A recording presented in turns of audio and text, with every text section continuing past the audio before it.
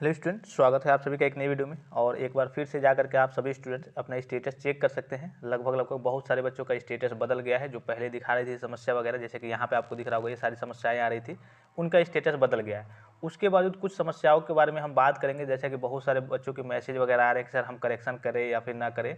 और बहुत सारे बच्चे एनपीसीआई को लेकर के, डीबीटी को लेकर के और आधार सीडिंग को लेकर के पूछ रहे हैं कि सर ये क्या है, कैसे होगा। तो देखिए, जो एनपीसीआई होता है और जो आपका डीबीटी होता है और जो आपका आधार सीडिंग होता है, वो एक ही चीज़ है। और इन सब का एक ही मात्र सोल्यूशन है। आप बैंक में जाएंगे, जैसे कि यहाँ पे इनका दिखा रहा होगा यूआईडी इनवैलिड वगैरह की समस्या है, ठीक है। तो बैंक वगैरह में जाएंगे, आप केवल ई केवाईसी कराएंगे, तो जो ई केवाईसी कर देगा वो जो आपका ब्रांच होगा या फिर बैंक होगा, तो देखेंगे एक पेज आपका प्रिंट आउट की तरह निकलेगा। उसमें सारी चीज़ें नीचे मेंशन है कि आपका एनपीसीआई से भी मैप्ड हो गया है, डीबीटी में कोई समस्या नहीं होगा। अगर आप पढ़े होंगे, इंग्लिश में रहता है, आप पढ़े होंगे, तो सारी समस्याओं का वहाँ पे आपका सोल्यूशन मिल जाएगा कि हाँ, ये सारी एनपीसीआई, डीबीटी या फिर एपीबीएस के सब, मतलब जो भी आपका पैसा भेजा जाएगा गवर्नमेंट द्वारा, उसमें कोई भी बाधा नहीं आएगी, कोई भी रुकावट नहीं होगी। तो आपका उसके लिए जो बैंकिंग की समस्या आ रही है, आपको केवल ई केवाईसी वगैरह कराना है। उसके बाद से आप करेक्शन भी कराना है आपको। करेक्शन क्यों कराना है? जब ई केवाईसी वगैरह कराएंगे तो सारे डाटा आपके अपडेट हो जाएंगे। उसके बावजूद कई सारे बैंक वगैरह मर्ज हुए होते हैं, आईएफएससी कोड वगैरह चेंज हुए रहते हैं, या फिर अगर मर्ज हुए हैं तो इस केस में आपको करेक्शन वगैरह भी कराना है। करेक्शन कराएंगे जब आप करेक्शन की कैटेगरी में जाएंगे वहाँ पे, तो उसमें देखेंगे कि कई सारे ऑप्शन पहले ओपन नहीं हो रहे थे, फिर आपका लगभग 23-24 के बाद से ओपन होने लगा। और उसमें आपके जो आईएफएससी कोड हैं वो रहेंगे, और बैंक का नाम चेंज हुआ होगा तो उसको आप संशोधन कर लेंगे। अदरवाइज हो सकता है कभी कभी जैसे होता है कि जो आईएफएससी कोड हो वो भी ऑटोमेटिक ब्लैंक हो गया रहता है, खाली हो गया रहता है। तो उन सारी चीज़ों को फिलअप करके सही से सारी चीज़ों को देख के फिर आपको सबमिट करना होता है। इस केस में देखिए, इस स्टेटस के लेकर के बहुत सारे बच्चों के डाउट्स आ रहे हैं कि सर हमारा तो यहाँ पे एप्लीकेशन फॉर्म, मान लीजिए कि आपका ये सही है, जो वेरीफाइड बैंक दिखा रहा है, और यहाँ पे इनवैलिड यूआईडी की समस्या दिखा रही है, ये मान लीजिए कि आपका सही है, वेरीफाइड है।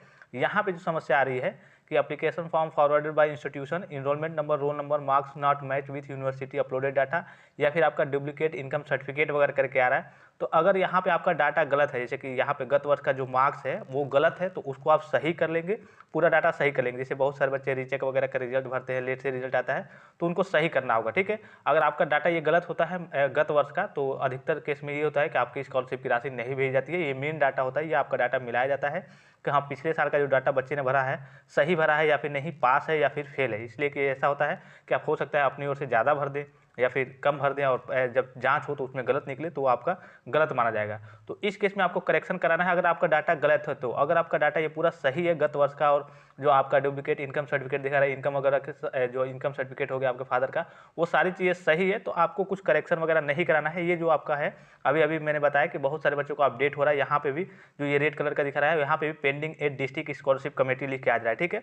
अब जब पेंडिंग दिखा रहा है उसके बाद से फिर से क्या होगा, वेरीफाइड होगा। वहाँ से अब जब DWO लेवल पे देखा जाएगा आपका फॉर्म, तो वहाँ से वेरीफाइड कर दिया जाएगा। उसके बाद से जब पैसा भेजा जाएगा तो आपका पैसा आ जाएगा, ठीक है। तो यही सारी समस्याएं थी, बहुत सारे बच्चों के डाउट थे, सोचा मैं क्लियर कर दूं। बहुत सारे बच्चों को व्हाट्सएप पे मैसेज आ रहे थे, तो इसके लिए आपको, अगर आपका डाटा गलत है तभी आपको करेक्शन करना है, और गलत नहीं है तो आप इसको ऐसे छोड़ सकते हो। ऑटोमेटिक आपका जब फिर से सभी बच्चों का अपडेट हो रहा है धीरे धीरे, उसमें आप सभी बच्चों का आपका भी अपडेट हो जाएगा। और ये जो समस्या आ रही है इसका सबसे मतलब जो सोल्यूशन मैंने बताया, ई केवाईसी आप कराएंगे, इलेक्ट्रॉनिक नो योर कस्टमर इसका पूरा नाम होता है। और ई केवाईसी कराएंगे तो वहाँ पे सारी चीज़ें मेंशन होकर आएंगी, आपका एनपीसीआई, डीबीटी, सारी चीज़ें, एईपीएस, एपीबीएस, सारी चीज़ें मेंशन होकर आएंगी कि हाँ, इन सब चीज़ों से जब पैसा भेजा जाएगा तो आपके बैंक में मतलब कोई समस्या नहीं होगी, आपकी स्कॉलरशिप की राशि आने में कोई समस्या वगैरह नहीं होगी।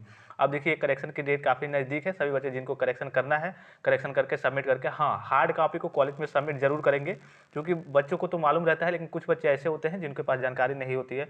वो कहते हैं कि हमने तो ऑनलाइन करेक्शन कर दिया, पैसा चला ही आएगा। जब तक आप कॉलेज में फॉर्म को सबमिट नहीं करेंगे उसके पहले आपकी स्कॉलरशिप की राशि नहीं आएगी, इसलिए कि कॉलेज से ही पूरा डाटा फॉरवर्ड किया जाता है आगे की ओर, यानी कि डिस्ट्रिक्ट लेवल पे। तो आई होप कि वीडियो आपको इन्फॉर्मेटिव लगा होगा। और भी कोई डाउट हो तो आप कमेंट करके पूछ सकते हैं। और यूपी स्कॉलरशिप से रिलेटेड हर एक प्रकार की ऑफिशियल और ऑथेंटिक अपडेट सबसे पहले पाने के लिए टेलीग्राम चैनल को जरूर ज्वाइन करेंगे। नेक्स्ट वीडियो में हम बात करेंगे कि आपकी स्कॉलरशिप की राशि, करेक्शन वालों की और जो पहले का फॉर्म भरे हैं उनकी स्कॉलरशिप की राशि किस दिन तक आएगी। फिलहाल इस वीडियो में इतना ही, इजाजत दीजिए, धन्यवाद, थैंक्स फॉर वॉचिंग। मिलते हैं नेक्स्ट वीडियो में।